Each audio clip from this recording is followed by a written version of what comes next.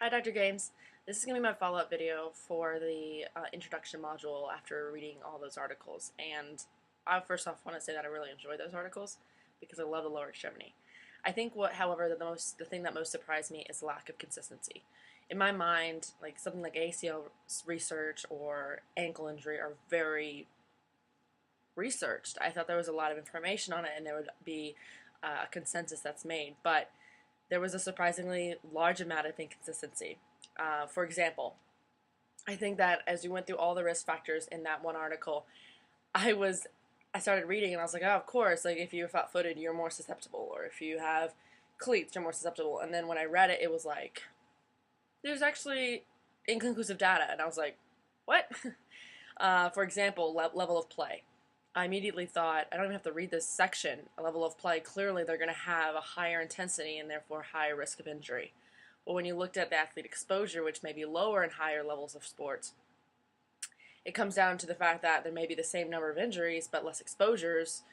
So then you have to go from there, and it's not necessarily a risk factor. And so that kind of blew my mind. I think your second question, the MuWise model, is really cool. I've never really looked at a model like this before. I mean, I've gone over extrinsic and intrinsic factors before and know how they contribute to injury, but this model kind of took that and ran with it. It was really exciting for me to read about. There has to be an intrinsic factor, there has to be exposure to that external factor, there has to be susceptibility to that external factor, and then there has to be something that causes the incident, and then there's an injury. So there's so much more to take into place, and I think that that alone is something I can put into my clinical practice immediately, is looking at a girl and going, oh, well, you have flat feet, so clearly you're more susceptible to X, Y, Z. But in retrospect, maybe I have to look at the court.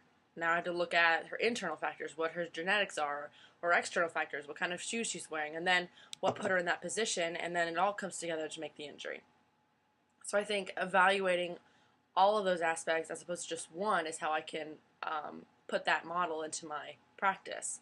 And I think that flows easily with the third question, is how, today what am I going to do? And I realized that I have all this information at my disposal. I have their histories, I have their physicals, I have everything, and I have contact with them.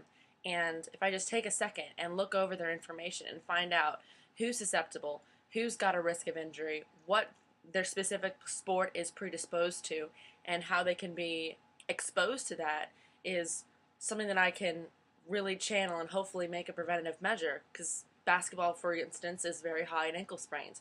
I look at the court, and then I look at the shoes, and then I look at each athlete, then I have a better chance of making a prevention. So it's really cool. I hope to apply this, and I really, really love the readings. So I hope these answered your questions as you hope, because I found it to be really, really eye-opening.